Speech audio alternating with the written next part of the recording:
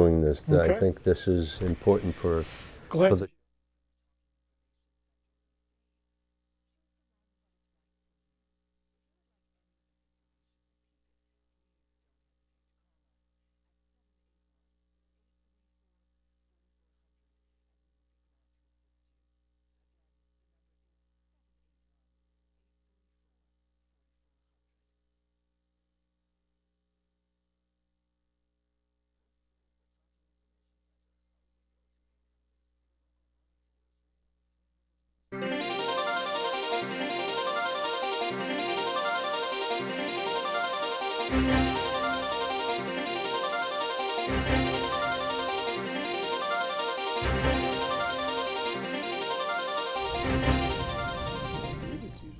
Yes, he does. Good evening, Danvers. Welcome to the Topics of the Town News, December 2nd, 2021.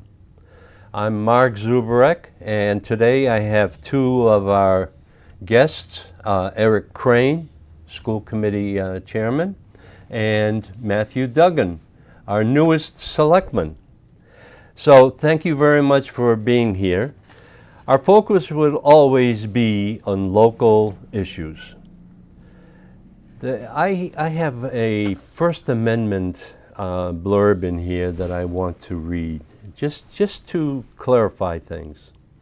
First Amendment, Congress shall not make no laws respective on establishment of religion or prohibiting the free exercise thereof, or abridging the freedom of speech or of the press, or the right of the people peacefully to assemble and to petition the government for redress of grievances. I think we're all operating under the First Amendment, and especially on this show, we want to present issues and subjects that pertain to Danvers. Now, I have our first clip that we're going to show, and this is a clip that says, "Our voices will change the world." This was a postcard I received recently, well, not recently anymore, but about 3 or 4 months ago, from one of our town meeting members. And this really means a lot to a show such as ours and your presence here. Now, in addition, what I like to do is pay tribute to our friend and co-host at one time, John Zavalia. And I pronounced the name properly because he's always corrected me. These are some of the clips that we have participated in, and this is a Onion Awards that we received, and John was the co-host at that time. And we always worked with a young crew that were from our Danvers High School and the local area to participate with us and learn how to do this. Next clip.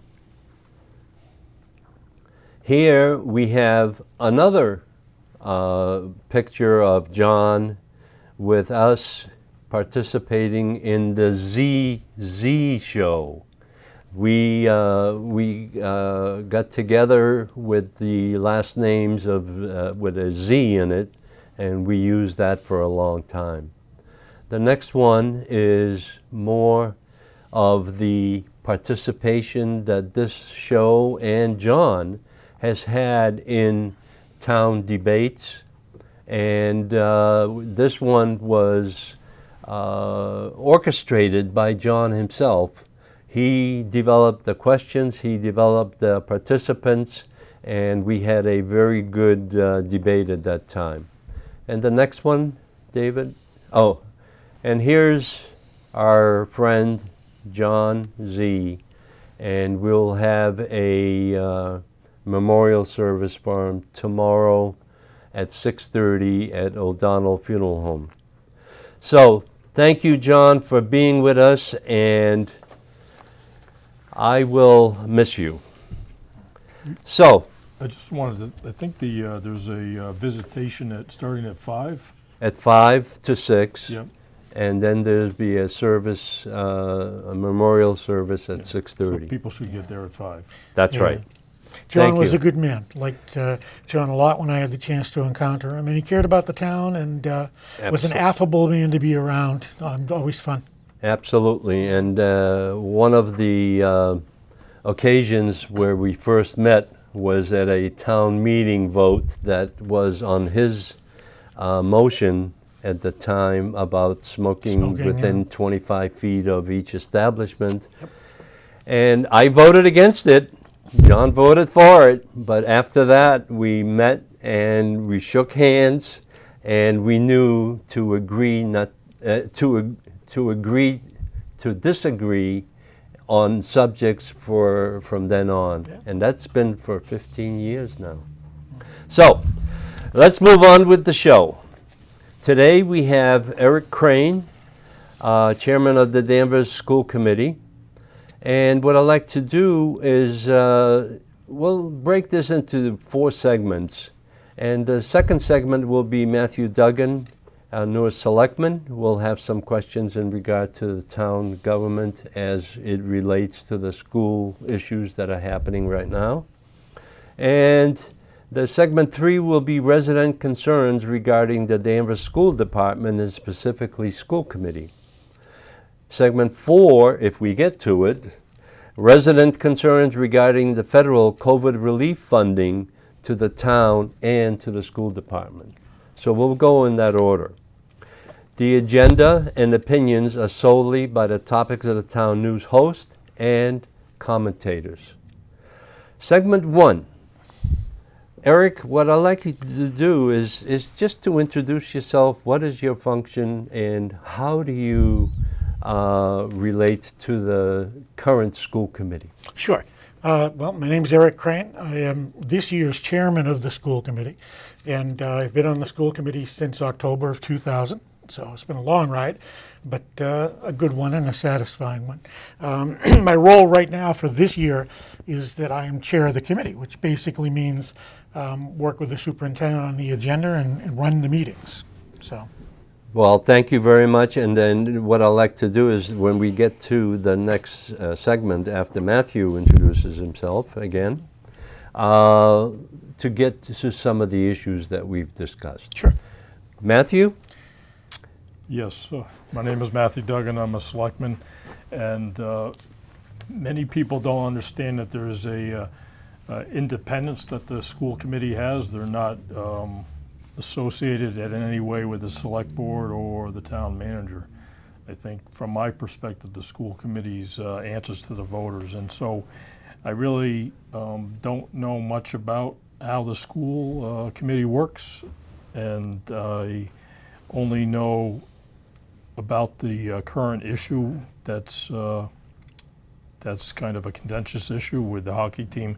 I only know what I read in the newspaper, so I'm not privy to any inside information, and I need to mention that I'm only speaking for myself. I'm not speaking for the board or for anyone else in town hall.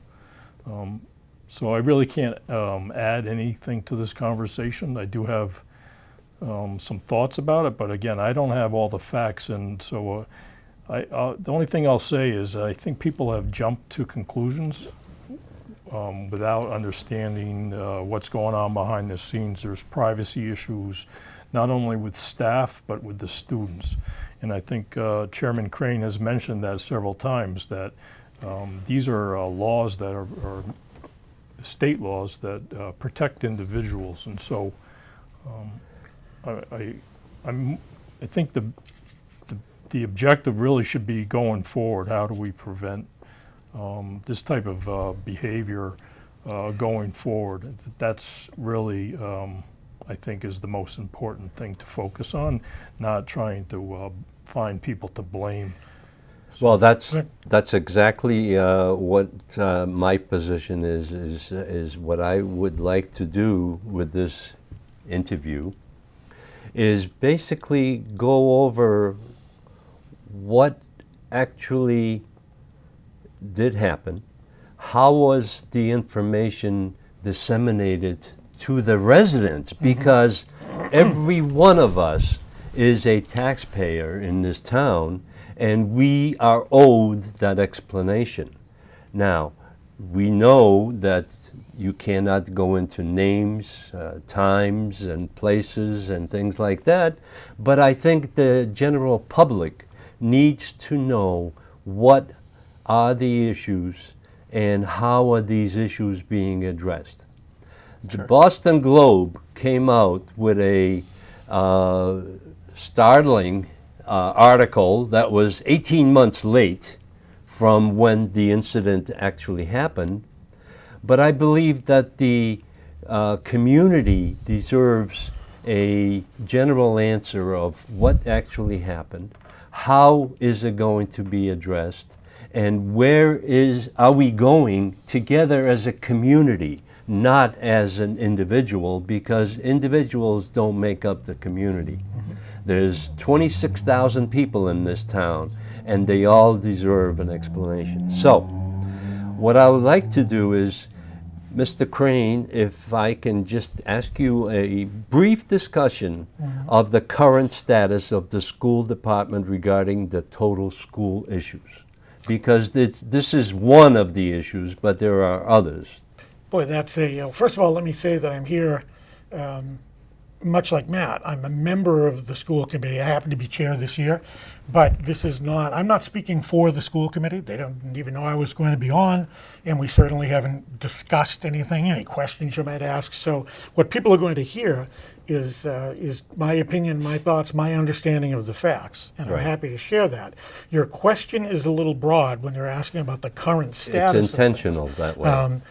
What I would say, the current status is we're trying to, I suppose, address a problem that goes beyond any of the material that happened specifically regarding, or any of the situation involving the hockey team, as Matt said, because it seems like there is and what we've learned really is that there's a larger issue that really involves not only the schools but the town. Right. And so going forward, that's what we have to address, and that's what we're trying to address.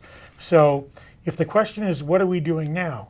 I can give you examples of the fact that we've reached out to the Lappin Foundation, which is a foundation, I think it describes its mission as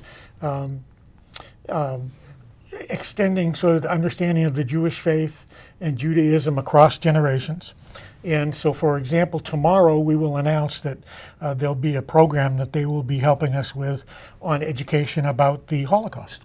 There'll be, as I say, more to come on that tomorrow, but that's one example. We have reached out to the Anti-Defamation League in terms of them providing training and resources in terms of making Danvers no place for hate.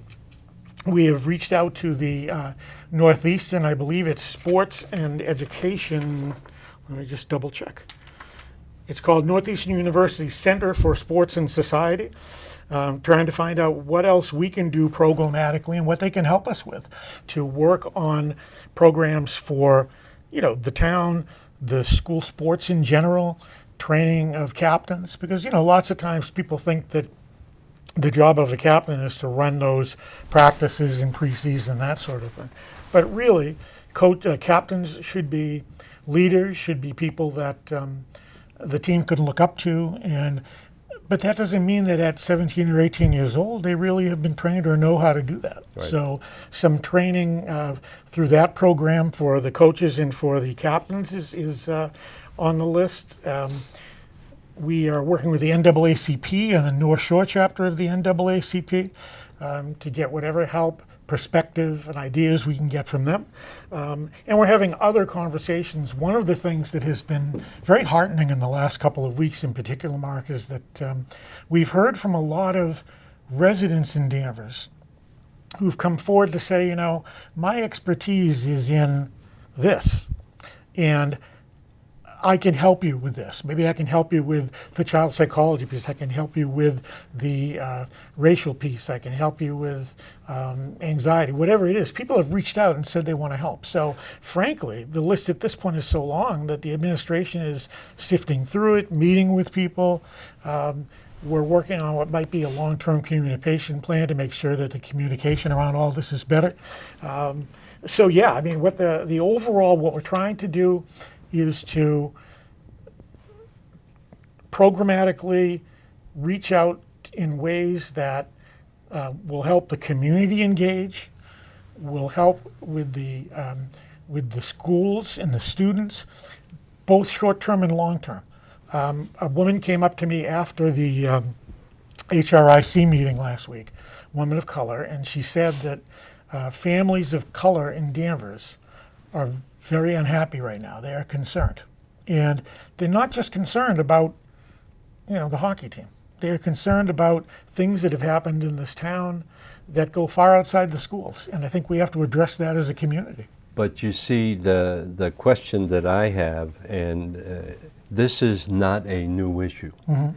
This has been brewing for many years. Well, this being, when you say this is not a new issue, what do you The mean? overall issues, not the hockey team. The hockey team that's one specific issue. Yep. But what I'm being, told is that this has been brewing in the school system for the last. I spoke to some students that have attended 20 years ago, and they said this is nothing new. So the thing is, there was a very angry crowd in your last full selectmen's meeting. A school committee meeting. And a school committee meeting, I'm sorry. I didn't mean to get the selectmen into this, but they're a part of it too. The thing is that the school committee was called to the resignation of the superintendent and the school committee itself. You were called out to resign. Why do you think that is happening? Because right now, the parents, like I told you before the meeting, they are angry. And the mother bears are out there, they're protecting their cubs. Yep, and I accept that. I think that there are certainly there's certainly a very vocal group that was very upset, and I think maybe there are some people who felt, especially, and remember that was primarily around the article in the Boston Globe, Right. the hockey piece, and I think some people were shocked by what came out, and I think some people were angry, and there is this desire to. Hey, accountability means that someone has to be fired, someone has to resign, heads have to roll. What's interesting is one of the first folks who we talked to was, through the Anti-Defamation League, and they said, accountability doesn't always have to mean someone loses their job. Sometimes it means finding ways to improve situations Right. and make things better. But I understand that there was fresh anger that night. The article came out Sunday, and I think we met Monday. So yeah, I totally understand people's anger about it. I can talk further about the whole communication piece if you'd like, as we get Yes, into this please. more. Do you want to do that now? Yes. Okay. So you had raised, I think, as we were chatting before, well, the town has a right to know, the town needs to know certain things. That's right. And what I would say is this, and I don't want to spend forever, because I could talk about this the whole hour, No, we don't want to do that. but essentially, when we first became aware of the concerns in the spring of 2020, there was an internal investigation. It's turned over to the police. The police conduct a further investigation and find there's no basis in their mind for criminal charges. Right. They go to the DA. DA says the same thing. We then start to see things on social media referencing that clearly showed that there was doubt among members of the public. So that's when we pushed, and I was one of the proponents for an independent investigation. Our attorney located someone who does this for a living, basically, does the investigation. She's also an attorney.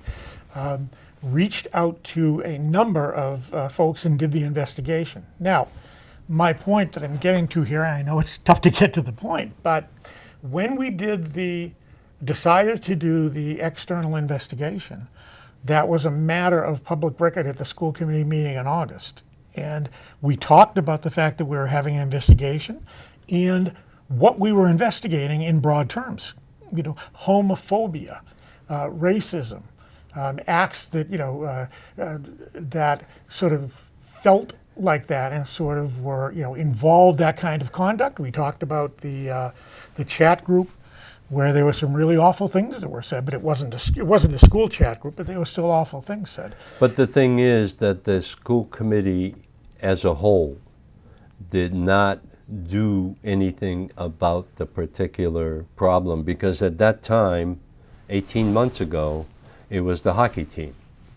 And there was some activity on that, because I've asked for a FOIA request in regard to all the investigations, and I got the police report. That's fine, and it was redacted many different ways, because I can understand names I don't want. But the issue, the police report did not address what the issues were. And the school committee really did not address what the issues were to share with the community. Well, it depends on what you mean by address. And really, here's the fineness of the point. I went before the diversity committee in, I want to say, August or September. At that meeting, I outlined what was going on. We talked about it at every school committee meeting from that point until March, when the report was issued. And then Dave Thompson, as chair, summarized the report in a lengthy fashion. So the Salem News reported on what we were investigating. I saw that. So the only thing that we would, and this is, I suppose, some of the frustration that people saw as us being defensive at the meeting. The only things that we didn't really share with the community is that, okay, this is the specific conduct. Like, this is what we mean by there were homophobic aspects to it. This is what we mean when we say there were racist aspects to it. And there were very specific reasons for that. Number one, we're not allowed to identify someone by name, and also not allowed to put out any information that might allow someone to be identified by name. It's unfortunate that people learned pretty quickly we were talking about the hockey team. But I will tell you this, the first issue in everyone's mind, and what we're looking at, and I know it's this way for Lisa and others, is the health of the students and the safety of the students. And to the extent that going into specific detail about, hey, here is what the kids did. You're a 14 or 15 or 16-year-old high school student walking through the halls of Danvers High School every day. And now you maybe went along because you're pressured. You maybe went along because you didn't think there was anything wrong with it. Whatever the point, what does that expose them to from their peers? That's high school. That's real high school. Well, I understand that, but we have an obligation to try and limit the effects of that. And I guess what I would say is this: what would the gain be to let's put it this way, what would the gain be to you or someone else knowing that when we said racist, when we talked about racism, people were using the N-word quite freely, versus, hey, we're telling you there's racist activity going on, we've got to investigate it, we've got to see if it happened and what to do about it. Now, it did happen. And the other thing I would say about the investigation, when you talk about, we didn't do anything about it. We had, our attorney working with us the whole time, advising, in particular, Lisa about, look, if you do this, X can possibly happen. And based on what we have, based on what we've learned through the report, here's your likelihood of success, here's your likelihood of not success, here's the likelihood it'll cost the town a good sum of money. Well, I that's what I'm getting to in ultimately, is because ever since that meeting and the reaction from the article from Boston Globe, I have one here. Danvers teachers denounce handling of the hockey team's alleged misconduct. Where were all these teachers in the high school when this thing was happening? Where were they 18 months before? That's the issue that I'm getting to. Yeah. And there has been other pronouncements from MIAA, and everybody's concerned after the article has been released. Where were they 18 months ago? And this is what I'm getting at with the school committee, because the parents at that meeting, and I sat through that meeting, Yeah. and thank you for introducing me as the journalist. Citizen journalist. Mark Citizen Zuber. journalist. And the ultimate thing that I heard was there was a motion made at the school committee by school committee members.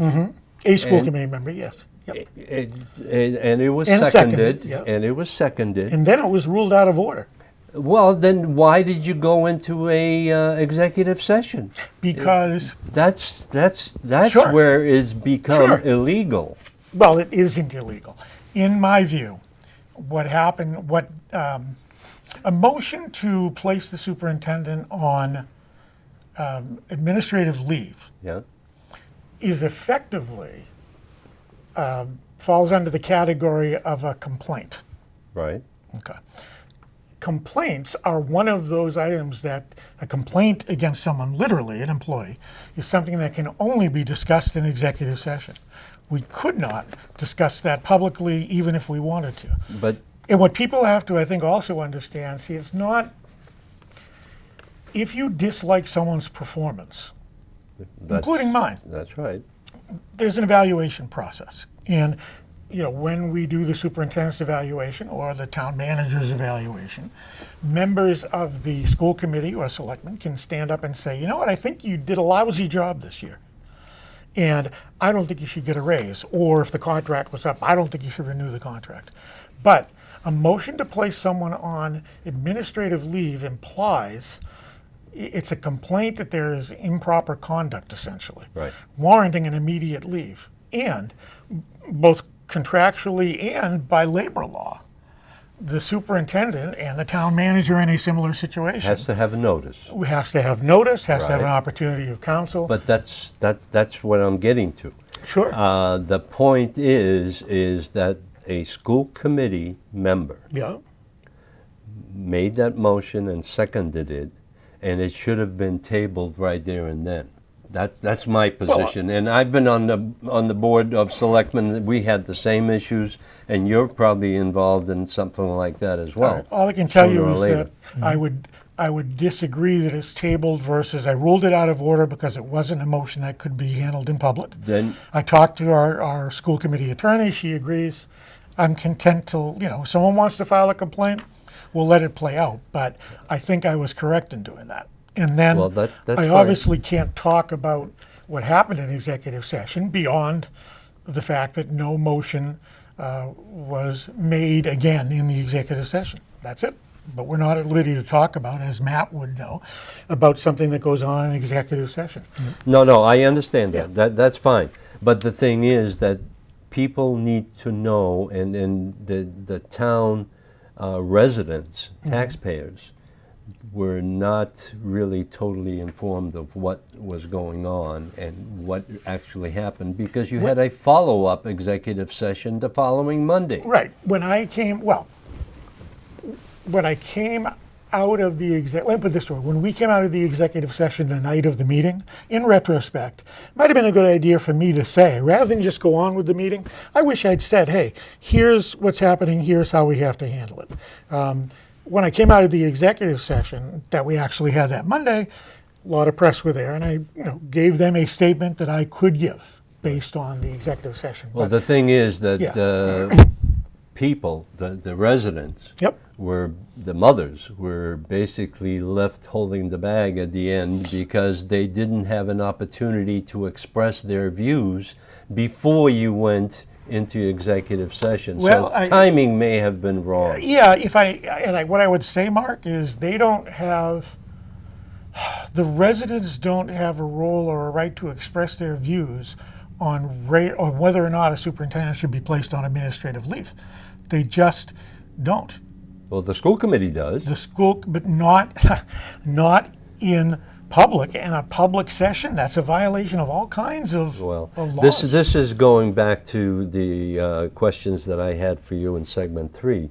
Did the parents and residents have the ear of the school committee, and how will the school department really respond at the end? And what has happened is on the following Monday, you had another executive session, Yep. and it was there was no vote taken, and there was no action at all. Right. So everybody walked away with, I wouldn't say that. I wouldn't say that. But again, it's without violating anything discussed in the executive session, I think that all of us understand the anger of some of the parents, the feeling of some of the parents that we need to do better. Looking back on it, for example, should we have sent written communication out during the course of the investigation that Yes. said a little more rather than just talking about it at school committee? That's right. Maybe the mistake there was thinking that people are able and have the bandwidth to pay more attention to what goes on in school committee than they really do. The same thing with this show. You have a certain number of viewers. Right. You wish it were 26,000. I wish it was. But neither of us are connecting with as many people as we wish we were. Right. So, going forward, finding better ways to communicate is key. But there will always be some limitations based on the law and on privacy. People were mad, well, you about the redacted report to the Globe. I got the same report. Right, well, here's the thing. Our attorney, in terms of the redactions, was in communication repeatedly with at the state level, there is a commissioner of public records. Right. And we said, okay, this is what we intend to produce. We produce it. The Globe says, no, we want more. Right.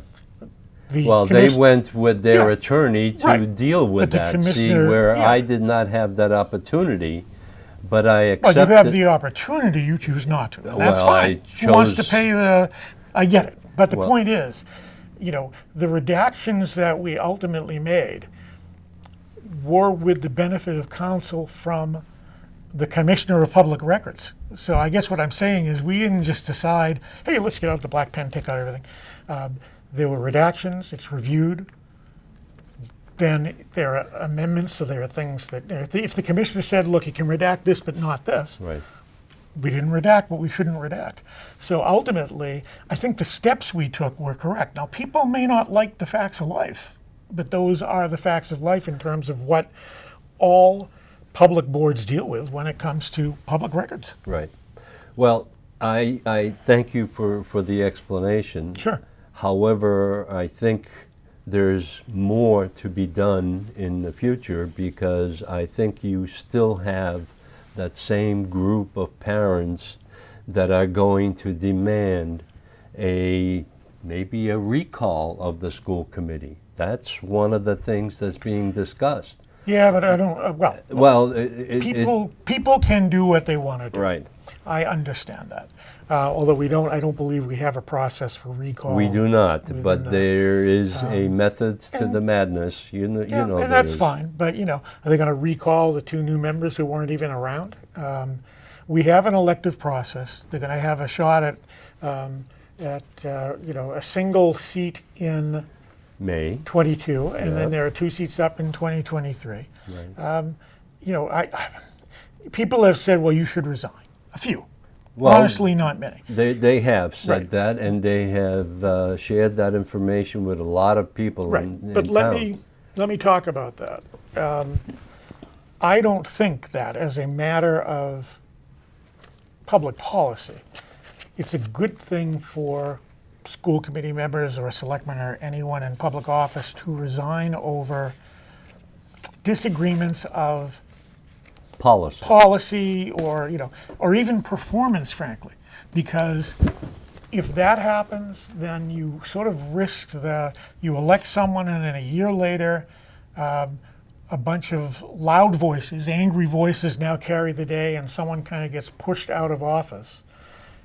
It's not the way a small town government or even a larger board should run, because defeats the purpose of the elective process. People will get their shot. I'm up in 2023.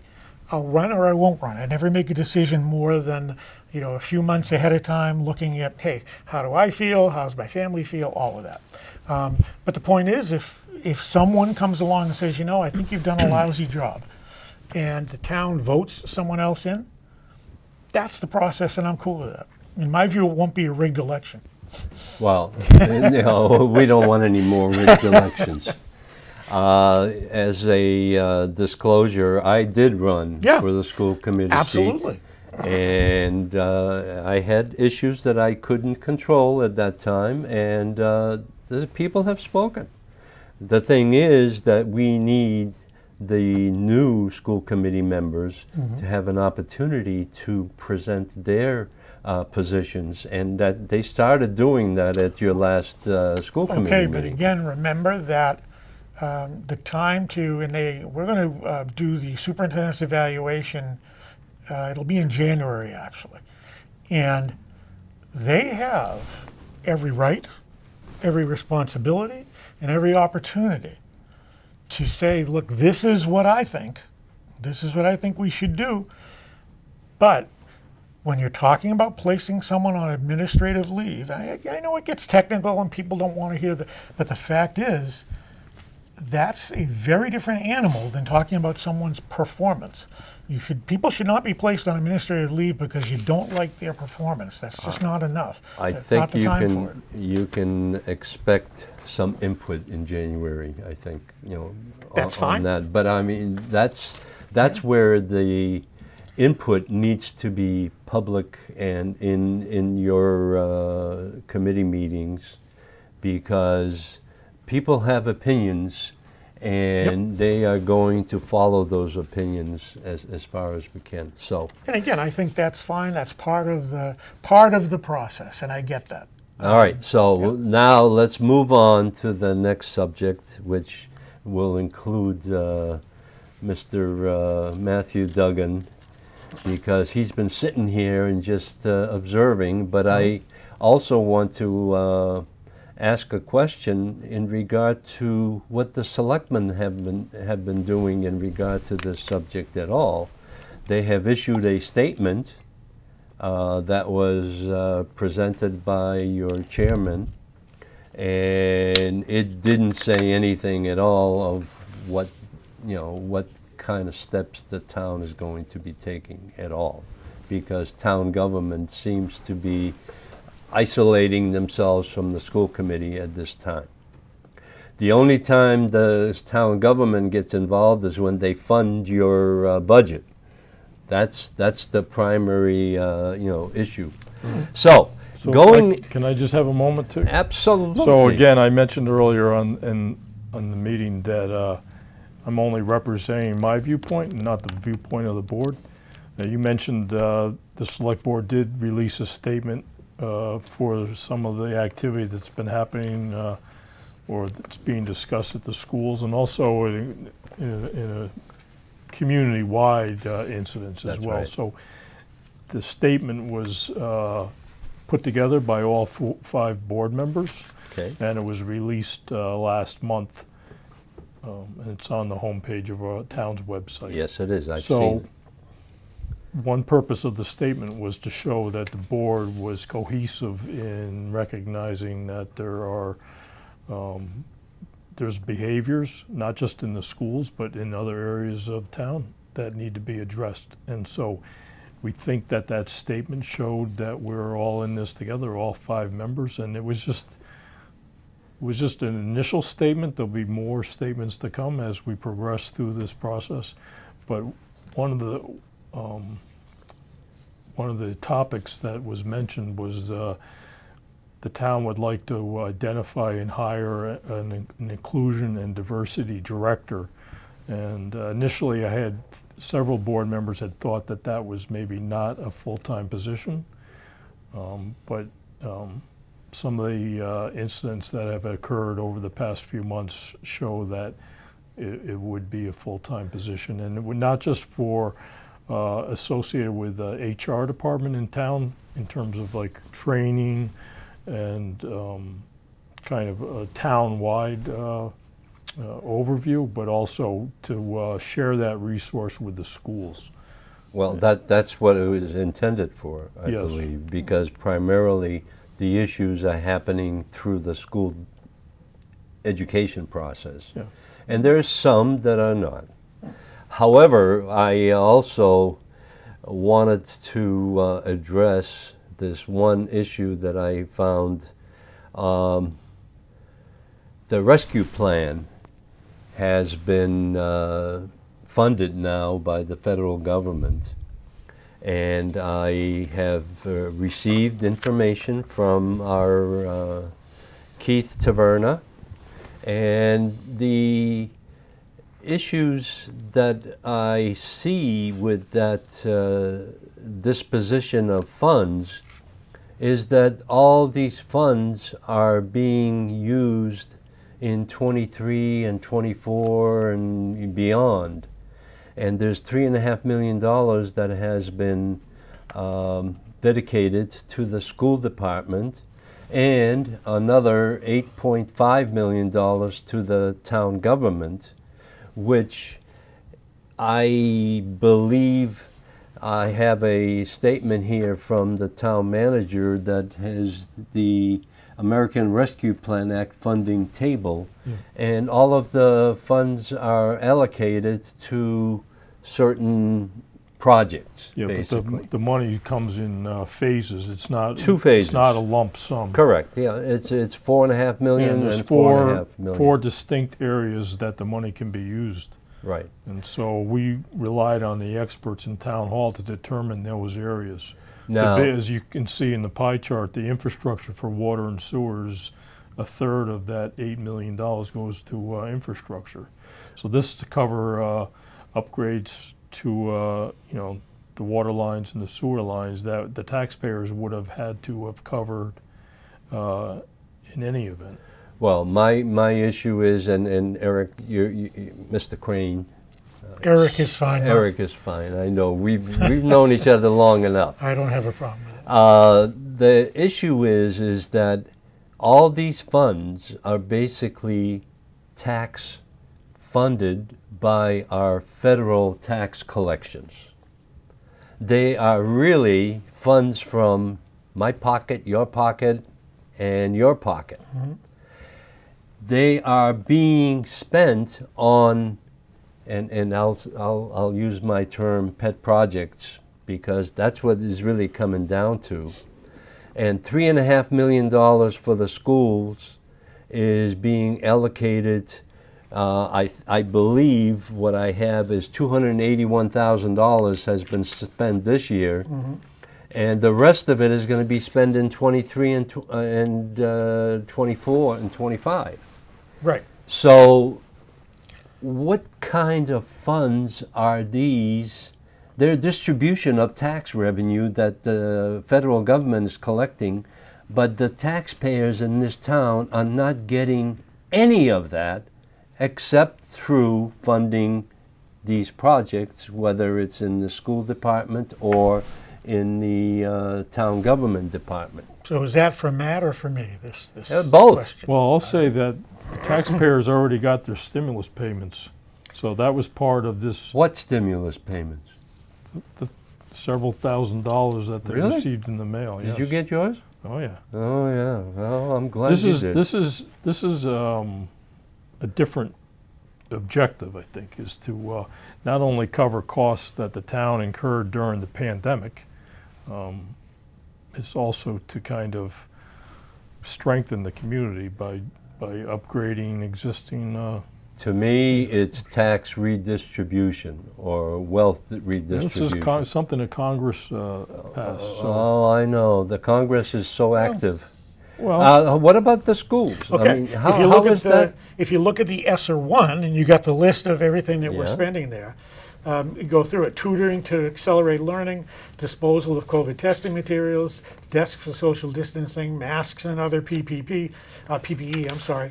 Allocation to private schools, which is part of the deal. You have to give some of this money is going to private schools, not our call. and then money for ongoing social distancing, PPE, and other safety needs.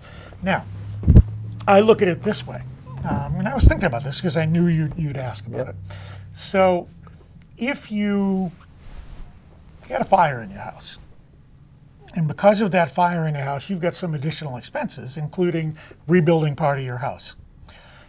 Your insurance company gives you the money to rebuild your house because you have had a loss.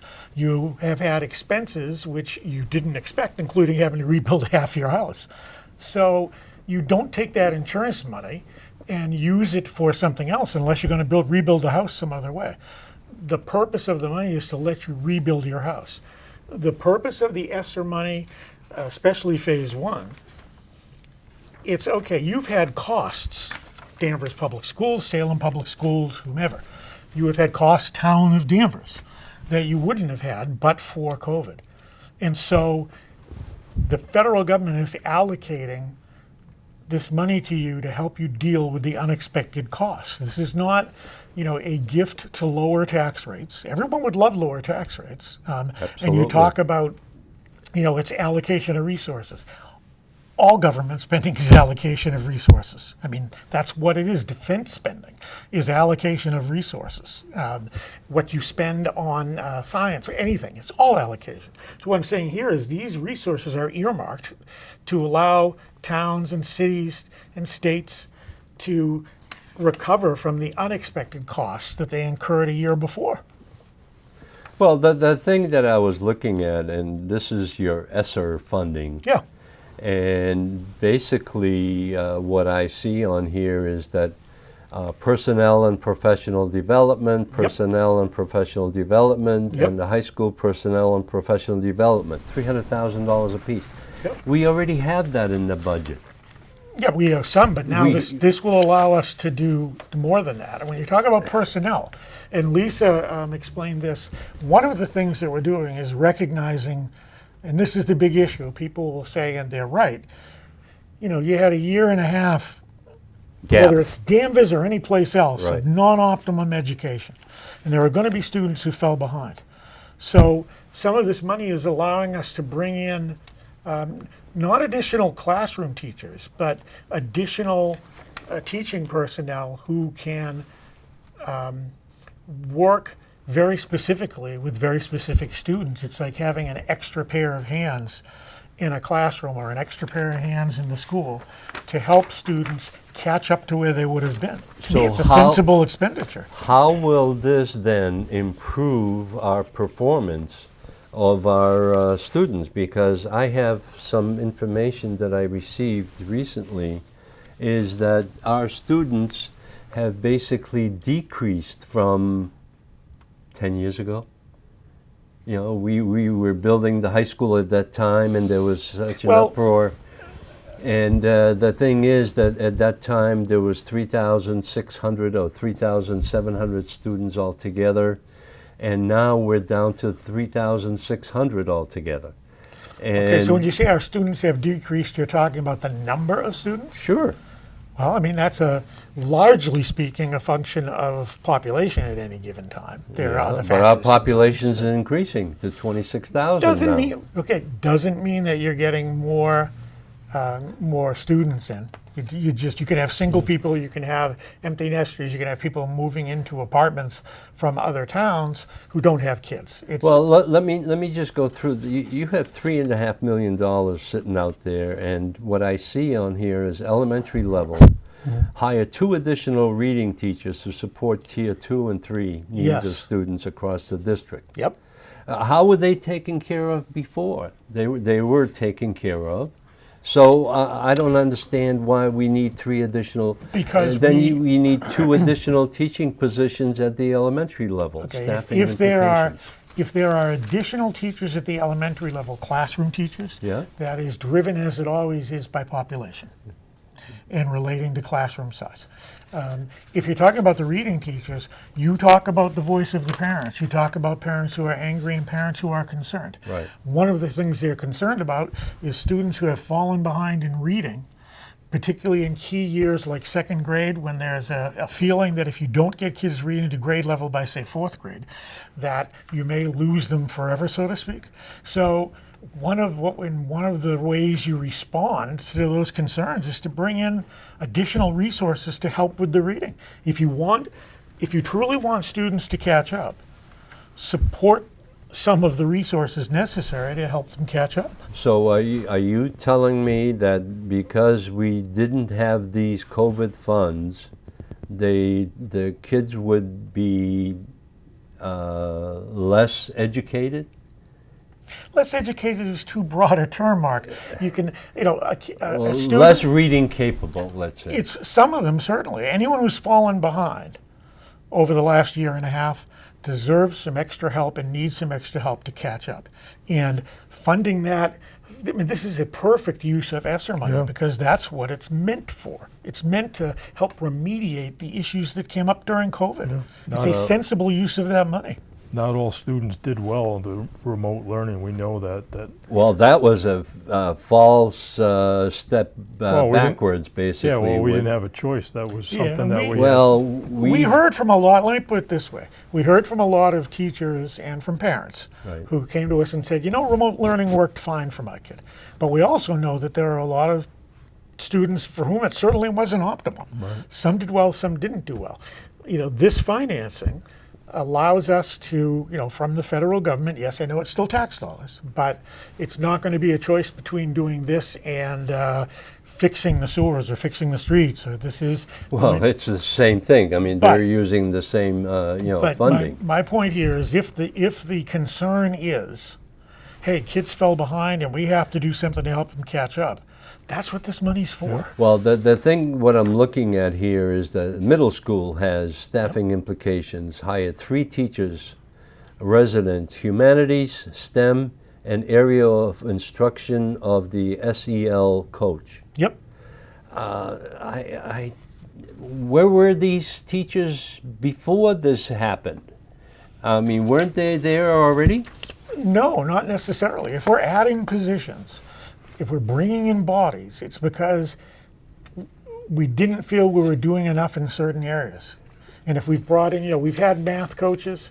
If the feeling is, look, especially at the middle school, we need to improve the ESL, learning and the experience and the results for students, then yes, having an ESL coach is a good use of that money.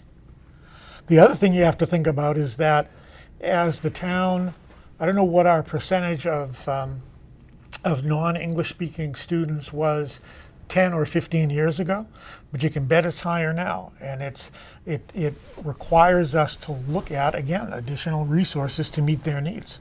We have a student population that, just like the town population, is changing. And whether Danvers appreciates that or not, or understands it, it's something that, whether it's the schools or the town generally, it has to be acknowledged and we have to react to it. Well, I was just surprised by the information, and I understand It's a- that it was disseminated back in May of It's- 2020. I have no problem with the question, Mark. It's a fair The question. question is always, I'm always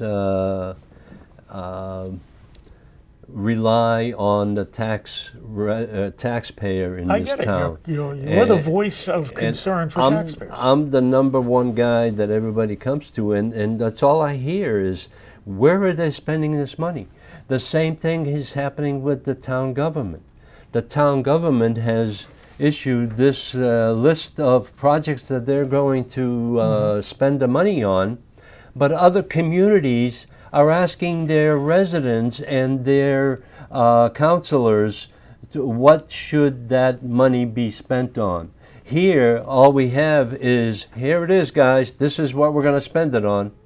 Nobody concerned. Yeah, I don't we know what the money's going to be spent on, and the board was.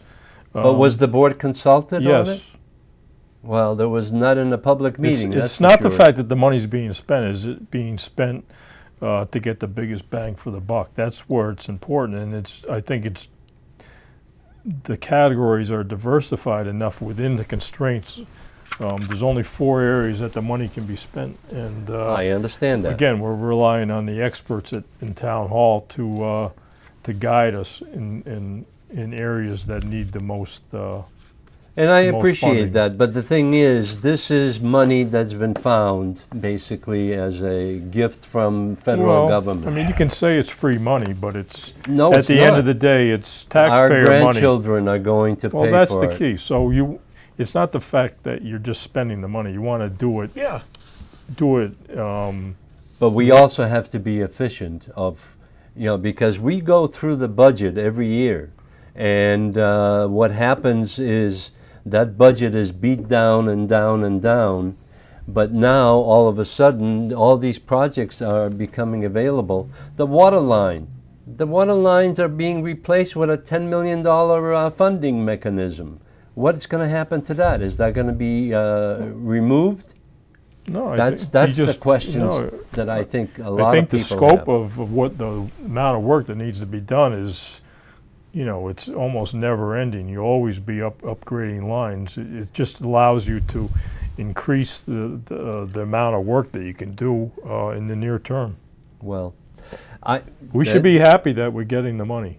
I mean, oh no, the taxpayers are not happy that they're getting the money This is, because the again- money is being printed every single day Well, in the treasury. that's something and- that you should talk to your congressman about. Oh, I'm talking to our selectmen and our school committee chairman. Well, I don't. And that's I'm not because giving you the- guys are going to well- be spending the money again coming in Town January. meeting Right. spends the money. Oh, don't use that as an excuse.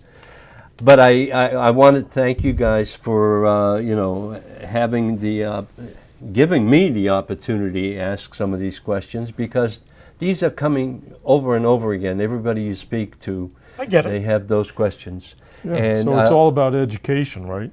well, communication, that's the Yeah. key. And the thing is that our boards do not necessarily communicate except for the people that show up at the meetings. Well, And- people contact me directly through my town email address, and I respond to each and every one of them. Good. So Good. if people have questions, they're more than welcome to Well, reach out. I mean, Those are some of the questions that don't go to that Facebook and look for your Oh, answers there. I got off Facebook a long time ago. No, I'm just, I, and I mentioned that Yeah. because there's a lot of disinformation Yeah, on there, and so you really need to go to the source to get reliable all right. route. Gentlemen, it's been a pleasure, and the thing is that I want to leave you with this final comment that I have, and I'll give you an opportunity to make a final comment statement, and we have 3 minutes left, so Mr. Crane, would you like to make a final comment? yeah. First of all, Mark, thanks for having me. I appreciate the opportunity. Matt, always good to share space with you. I think that what I'd leave the town with is, and you sort of were touching about this, an informed citizenry is really vitally important. And again, one of the things I learned the last year is from our side, we can't rely just on the fact that you're all watching our school committee meetings regularly and hearing what we're saying. But on the other hand, I encourage you to be an informed citizenry and to watch our meetings and reach out. It's a very small percentage of people who actually reach out to either of us compared to the group in town. And you'll get a lot of your questions answered. You'll probably come up with more questions. But so I just hope that all of this has taught us how important it is for citizens to stay informed. When is your next school committee Our meeting? next school committee meeting is scheduled for next Monday night, actually. It'll be Next the Monday? second Monday in December. So that's the 13th, Yes, I'm sorry, a week from December Monday. 13th. December Right. 13th. Mr. Matthew Duggan? Well, I didn't get a chance to talk about tax classification, so that'll be Well, coming we'll up get on to that Tuesday. next week. Next Tuesday at 6 o'clock, Select Board going to be discussing tax classification for FY22. We'll be joined by the Director of Finance, Rodney Conley, and also our new Chief Assessor, John LaBelle.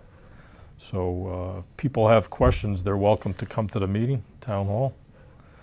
And otherwise, you can watch it right here on DCAT. Well, I just want to address this. I just put this together today. This is Danvers residents are taxed to the max. All taxpayers need relief now. So this is something that's going into the paper, and I'd like to share that with you so you can have that copy. But my problem is that this tax classification is a no-win activity. It's a political decision that has to take place. And what we need is the final comments from my friend Mark Twain. And I have this, I've been using this. It's easier to fool people